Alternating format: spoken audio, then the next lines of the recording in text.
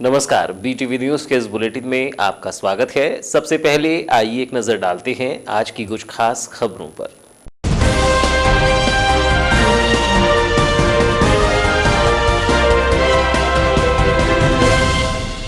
बालाघाट आ सकती है गृह मंत्री नरोत्तम मिश्रा, पुलिस महानिदेशक के साथ हो सकता है बालाघाट आगमन। बालाघाट पुलिस को मिली सफलता पर हर्ष किया जाहिर। बालाघाट पुलिस का मनोबल बढ़ाने आ सकते हैं गृह मंत्री, सोशल मीडिया में जारी हुआ है बयान।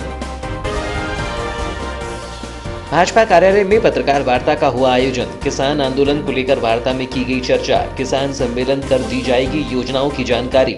जिलाध्यक्ष ने कहा, भला नहीं चाहती कांग्रेस, इसलिए कर रही है भ्रमित। बिलों को लेकर किसानों को बरगला रही है कांग्रेस। ओपन स्कूल और रुक जाना नहीं योजना के तहत परीक्षा। कक्षा 10वीं और कक्षा 12वीं के विद्यार्थियों ने दी परीक्षा। ओपन स्कूल के लिए जिले में बनाए गए 2 परीक्षा केंद्र। रुक जाना नहीं योजना के लिए बनाए गए हैं 3 परीक्षा केंद्र।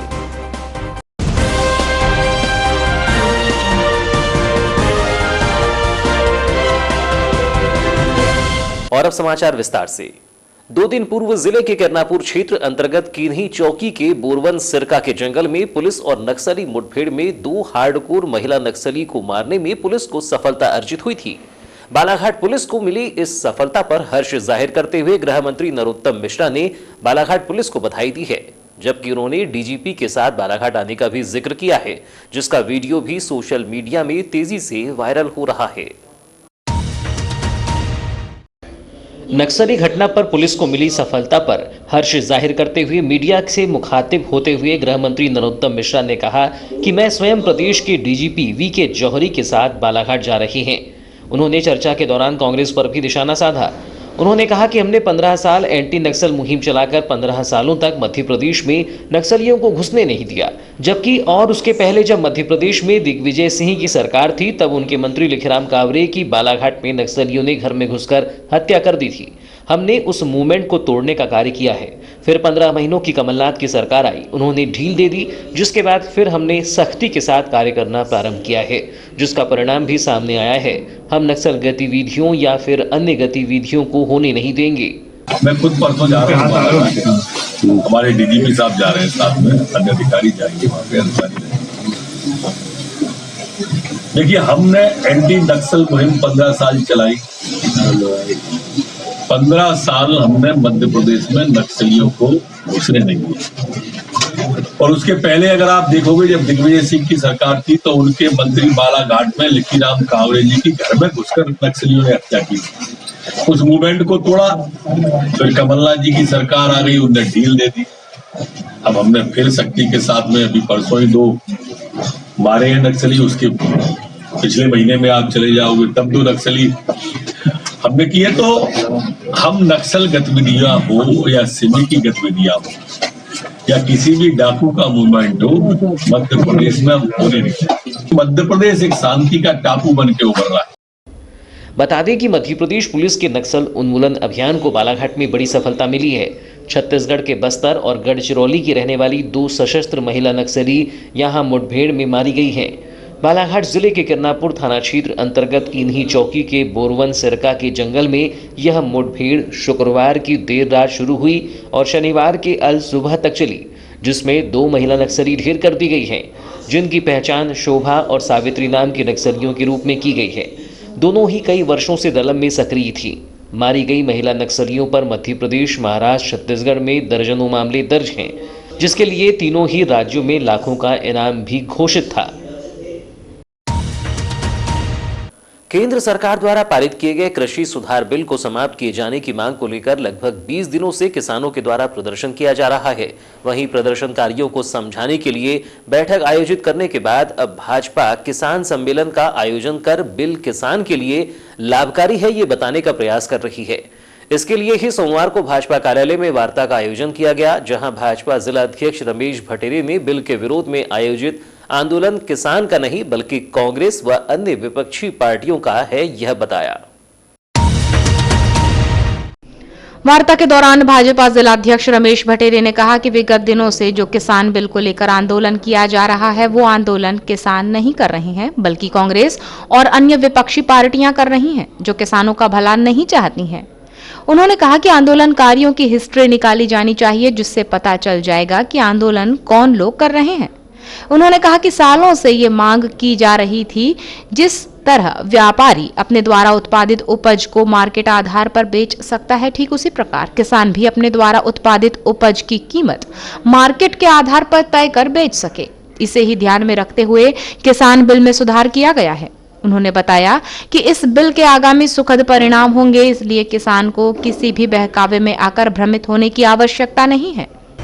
उद्योग के माध्यम से उत्पादन करता है या कोई प्रोडक्शन करता है तो उसकी कीमतें तय करने का अधिकार उस उद्योगपति को स्वयं होता है मार्केट के आधार पर। यह जो कानून है, यह कानून भी आने वाले कल में किसानों को उसी दिशा में लेकर के जाएगा कि किसान अपनी उपज के मूल्य का निर्धारण स्वयं से खुद से कर सके और उसे मार्केट में जहां अच्छा लगता हो वो वहां पर अपनी दाम को बेचे।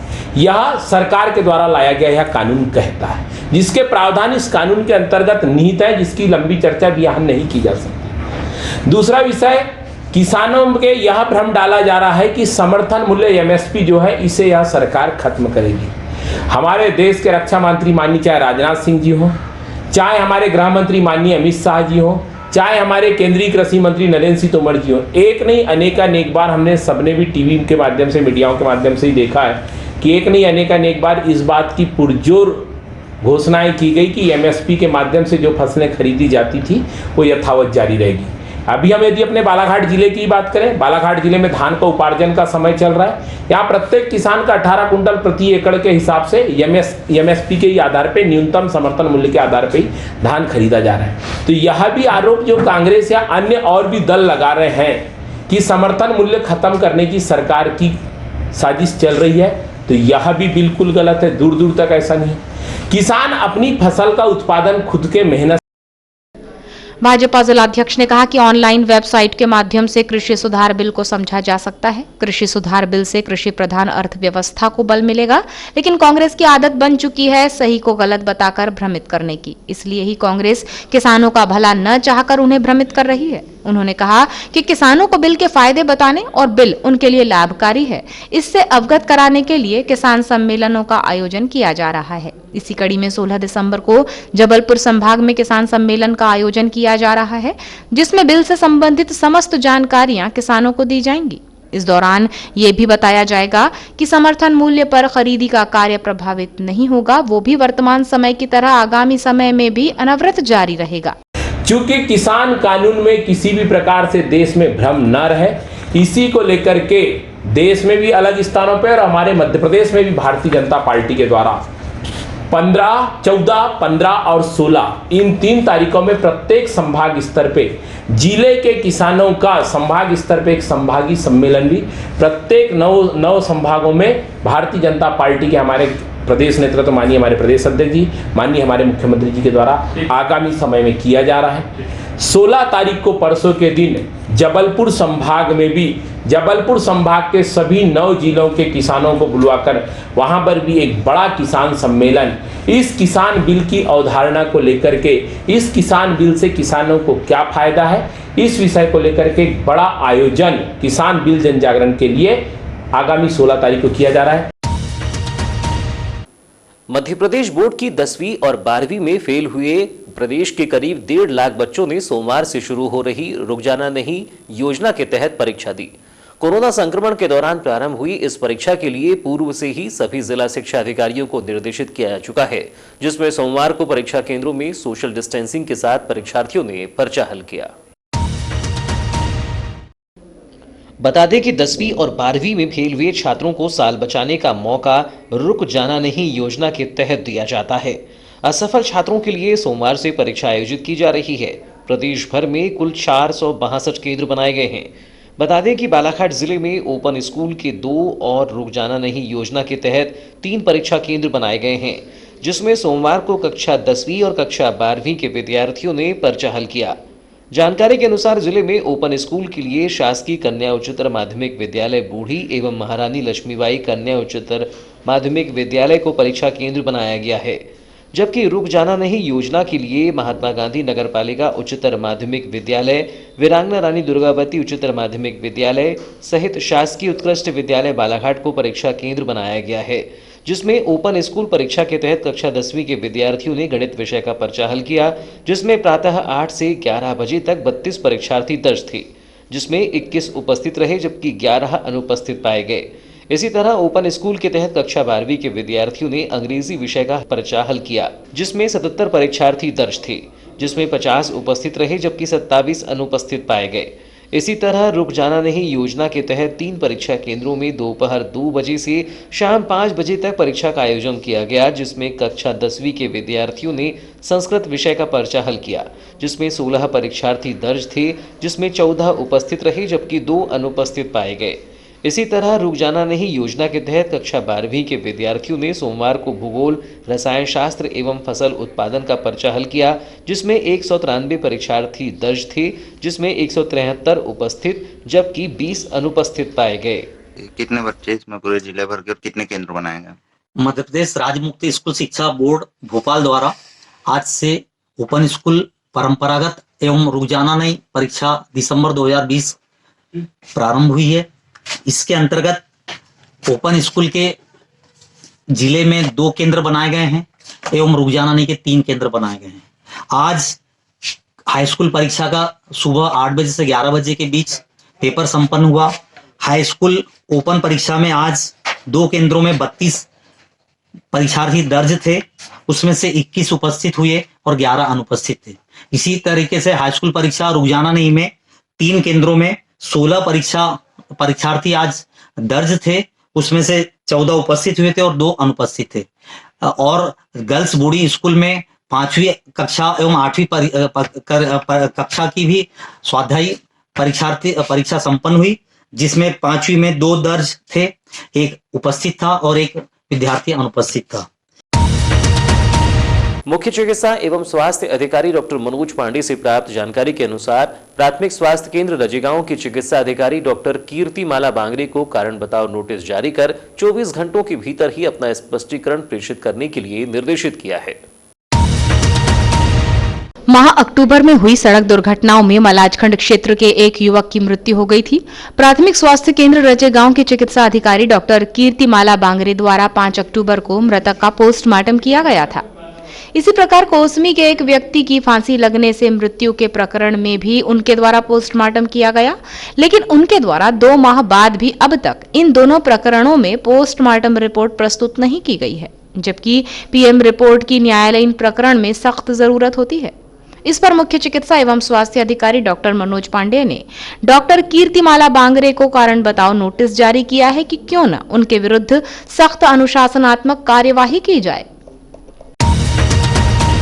कोतवाली थाना अंतर्गत प्रभुत्तम नगर निवासी एक 32 वर्ष की महिला से दुराचार किए जाने की शिकायत पर पुलिस ने मामला कायम किया है। प्राप्त जानकारी के अनुसार शिकायतकर्ता महिला ने बताया कि जितेंद्र बिसेन निवासी वार्ड नंबर 2 भटेरा चौकी बालाघाट ने उसे शादी का प्रलोभन देकर उसके साथ उसी के घर पर वर्ष 2015 से रह रहा था और उसके साथ शारीरिक संबंध बनाए, लेकिन विगत 9 दिसंबर से वह घर से बिना बताए कहीं चला गया। जब पीड़िता ने उसे फोन किया तो उसने पीड़िता को जान से मारने की धमकी दी और शादी करने से इनकार कर दिया, जिसके बाद पीड़िता ने कोतवाली थाने में पहुंचकर 13 दिसंबर को शिकायत दर्ज कराई, जिसके आधार पर कोतवाली पुलिस ने आरोपी के विरुद्ध धारा 376(2) N 506 के तहत अपराध पंजीबद्ध किया है। लांजी पुलिस अनुभाग के किरनापुर थाने की पुलिस चौकी किन्ही के अति नक्सल प्रभावित ग्राम बोरवन के 11 एवं 12 दिसंबर की मध्यम रात्रि में जंगलों में सर्चिंग कर रही पुलिस पार्टी एवं नक्सलियों के बीच आमना सामना हो गया, जिसमें पुलिस के जवानों एवं अधिकारियों ने नक्सलियों की घेराबंदी की। सर्वप्रथम उन्हें आत्मसमर्पण करने के लिए कहा गया, जब नक्सलियों के द्वारा सरेंडर नहीं किया गया तथा पुलिस पार्टी पर फायरिंग शुरू कर दी। इसी मुठभेड़ में 2 इनामी महिला नक्सली ढेर हो गई। उक्त प्रकरण में 12 दिसंबर को किरनापुर पुलिस के द्वारा नामजद नक्सलियों के विरुद्ध अपराध पंजीबद्ध किया गया है, जिसमें 11 दिसंबर की रात्रि 10:20 पर हॉक फोर्स के सहायक उप निरीक्षक एवं आरक्षक के कथनों को लेकर प्रतिबंधित माओवादी नक्सली संगठन मलाजखंड दलम के सदस्य विकास नकपुरे, प्रेम उर्फ उमराव गणपत मड़ावी, रोशन, रीता, शोभा गावड़े, संतू उर्फ तीजू दरेकसा दलम के कमांडर, देवचंद उर्फ नरेश उर्फ चंदू, सावित्री उर्फ आयते एवं अन्य महिला पुरुष नक्सली के द्वारा प्रतिबंधित माओवादी संगठन के नक्सलियों द्वारा जान से मारने की नीयत से पुलिस बल पर फायरिंग करना तथा विधि विरुद्ध क्रियाकलाप में संलग्न होने पर नक्सली माओवादी संगठनों के विरुद्ध धारा 147, 148, 149, 307, भारतीय दंड विधान की धारा 25, 27 आर्म्स एक्ट 11, 13 क, 13 ख विधि विरुद्ध क्रियाकलाप अधिनियम के तहत प्रकरण पंजीबद्ध कर विवेचना में लिया गया है। प्रकरण की विवेचना किरनापुर थाना प्रभारी रत्नेश मिश्रा के द्वारा की जा रही है। 13 दिसंबर को प्राप्त रिपोर्ट में बालाघाट जिले के 15 मरीजों के सैंपल कोरोना पॉजिटिव पाए गए हैं। शासन के प्रोटोकॉल के अनुसार 13 मरीजों के ठीक हो जाने पर उन्हें 13 दिसंबर को डिस्चार्ज कर दिया गया है। इस प्रकार बालाघाट जिले में अब तक कुल 2841 मरीज कोरोना पॉजिटिव पाए जा चुके हैं। इनमें 2631 मरीज शासन के प्रोटोकॉल के अनुसार ठीक होकर अपने घर जा चुके हैं। 167 मरीजों का उपचार किया जा रहा है। 32 मरीजों को उपचार के लिए मेडिकल कॉलेज छिंदवाड़ा रेफर किया गया है और 11 मरीजों की मृत्यु हो चुकी है। मुख्य चिकित्सा एवं स्वास्थ्य अधिकारी डॉक्टर मनोज पांडेय से प्राप्त जानकारी के अनुसार 13 दिसंबर को बालाघाट जिले के 15 मरीजों के सैंपल कोरोना पॉजिटिव पाए गए हैं। इन मरीजों में नगरीय क्षेत्र बालाघाट के वार्ड नंबर 2 भटेरा चौकी का 71 वर्षीय पुरुष, वार्ड नंबर 23 का 25 वर्षीय युवक, वार्ड नंबर 32 का 33 वर्षीय पुरुष, वार्ड नंबर 28 का 26 वर्षीय युवक, कटंगी तहसील के ग्राम जाम का 38 वर्षीय पुरुष, खैरलांजी तहसील के ग्राम पिंड के पार की 5 वर्षीय बालिका, 55 वर्षीय पुरुष, 40 वर्षीय पुरुष, लालबर्रा तहसील के ग्राम पनबिहरी का 38 वर्षीय पुरुष, 43 वर्षीय पुरुष, बल्लारपुर का 20 वर्षीय युवक, वारासिवनी तहसील के ग्राम डोरली का 75 वर्षीय पुरुष, परसवाड़ा तहसील के ग्राम डोंगरिया का 40 वर्षीय पुरुष और 29 वर्षीय महिला शामिल है। कोरोना पॉजिटिव पाए गए मरीजों के उपचार के लिए जिला प्रशासन बालाघाट द्वारा पर्याप्त संख्या में बेड का इंतजाम किया गया है। कोविड सेंटर गोंगलई, बालाघाट, बैहर और लांजी में 575 बेड और आईटीआई के पीछे बूढ़ी बालाघाट में बनाए गए कोविड अस्पताल में ऑक्सीजन सुविधा युक्त 105 बेड का इंतजाम किया गया है। 14 दिसंबर को शाम 6 बजे की स्थिति में कोविड केयर सेंटर के 575 में से 25 बेड मरीजों से भरे हैं। 140 मरीजों को होम आइसोलेशन में रखा गया है। 2 मरीजों को आईसीयू बेड पर भर्ती रखा गया है। कोरोना पॉजिटिव 949 मरीजों को आरोग्य कसायम काढ़ा दिया जा रहा है। कोरोना जांच के लिए बालाघाट जिले 54,669 सैंपल भेजे जा चुके हैं। इनमें से 50,440 सैंपल्स की रिपोर्ट नेगेटिव आई है। नशीली वस्तु के सेवन से एक 50 वर्षीय व्यक्ति की उपचार के दौरान जिला चिकित्सालय में मृत्यु हो गई। अस्पताल पुलिस चौकी ने तहरीर मिलने पर शव का पीएम करा शव परिजनों को सौंप दिया है, जबकि परिजनों के बयान दर्ज कर मर कायम कर डायरी संबंधित थाने को भेज दी है। जानकारी के अनुसार हट्टा थाना क्षेत्र अंतर्गत ग्राम हट्टा टोला निवासी सुखलाल मानेश्वर ने 13 दिसंबर की शाम किसी नशीली दवा का सेवन कर लिया, जिसकी जानकारी सुखलाल की पत्नी ने सुखलाल के पुत्र शंभू को दी। मामले में शंभू मानेश्वर ने बताया कि 13 दिसंबर को वह बिरसोला एक वैवाहिक कार्यक्रम में गया हुआ था। तभी उसकी मां का फोन आया कि उसके पिता ने कुछ खा लिया है। जिसके बाद वह घर आया तो उसके पिता बेहोशी की हालत में पड़े हुए थे, जिन्हें प्राइवेट वाहन की मदद से जिला चिकित्सालय में उपचार के लिए भर्ती कराया गया, जहां 13 दिसंबर की रात्रि लगभग 3 बजे उन्होंने दम तोड़ दिया। इधर अस्पताल पुलिस चौकी को मामले की जानकारी लगने के बाद प्रातः शव का पीएम कराकर शव परिजनों को सौंप दिया गया है, जबकि मर कायम कर डायरी हट्टा थाने को भेज दी गई है। अतिरिक्त संचालक क्षेत्रीय कार्यालय उच्च शिक्षा विभाग जबलपुर के आदेश पर सोमवार को 2 सदस्यीय जांच टीम स्थानीय शासकीय शंकरसाव पटेल शासकीय महाविद्यालय पहुंची, जहां पर उन्होंने पूर्व प्राचार्य सरिता कोलेकर के कार्यकाल के दौरान हुई वित्तीय अनियमितता को लेकर की गई शिकायत पर जांच की। बताया जाता है कि शासकीय महाविद्यालय वारासिवनी की तत्कालीन प्राचार्य सरिता कोल्हेकर के खिलाफ आर्थिक अनियमितताओं से संबंधित शिकायत की गई थी, जिसके परिप्रेक्ष्य में इसके पूर्व भी एक जांच टीम ने आकर जांच की थी, जिसके बाद सरिता कोल्हेकर का स्थानांतरण हो गया था, लेकिन वह न्यायालय के माध्यम से स्टे लेकर वापस शासकीय महाविद्यालय वारासिवनी में पदस्थ हो गई हैं। उनके वापस आने के बाद एक बार फिर जांच टीम के आने से यह आशंका व्यक्त की जा रही है कि शिकायतकर्ता एक बार फिर से सक्रिय हो गए हैं। इस जांच टीम में एनपी हरदा मैनेजर शासकीय महाविद्यालय नैनपुर व वाई.एन. कछवाहा लेखापाल शासकीय पीजी महाविद्यालय मंडला शामिल हैं, जिन्होंने महाविद्यालय में पहुंचने के बाद बाबुओं के माध्यम से दस्तावेजों को बुलाकर जांच प्रारंभ की। उनके द्वारा शाम तक दस्तावेजों की जांच की गई, लेकिन इस जांच में उनके द्वारा क्या पाया गया है यह किसी को नहीं पता। मामले में जांच पर पहुंचे एनपी हरदा ने बताया कि उच्चाधिकारियों के आदेश पर शिकायत की जांच करने के लिए आए हैं। अभी जांच की जा रही है। जांच के दौरान जो भी तथ्य सामने आएंगे उनकी रिपोर्ट बनाकर उच्चाधिकारियों को सौंप दी जाएगी। शासकीय अतिरिक्त संचालक उच्च शिक्षा जबलपुर के निर्देशानुसार यहाँ एक मैडम डॉक्टर सरिता कोल्हापुरी कोलेकर, उनके पीरियड की जांच के लिए हमको निर्देशित किया गया है। तो उसी के संबंध में समस्त रिकॉर्ड की जांच की जा रही है। सर, अभी तक आपने जांच की, किस प्रकार की आपने गड़बड़ी पाया? अभी तक तो ऐसा कुछ मिला नहीं है, फिर भी हम सारे बिल वाउचर चेक कर रहे हैं, आदेश वगैरह क्रय संबंधित पूरी जांच की जा रही है। सर, किसके द्वारा शिकायत की गई थी? शिकायत तो हमको नहीं बताया गया कि कौन ने शिकायत की, हमको केवल जांच के लिए भेजा गया है वहाँ से कि आप इसे उनके पीरियड के समस्त क्रय से संबंधित सामग्रियों की जांच की करें, तो वो कर। तो ये थी अब तक की खबरें। नई खबरों के साथ एक बार फिर हम हाजिर होंगे, तब तक के लिए दीजिए इजाजत। नमस्कार।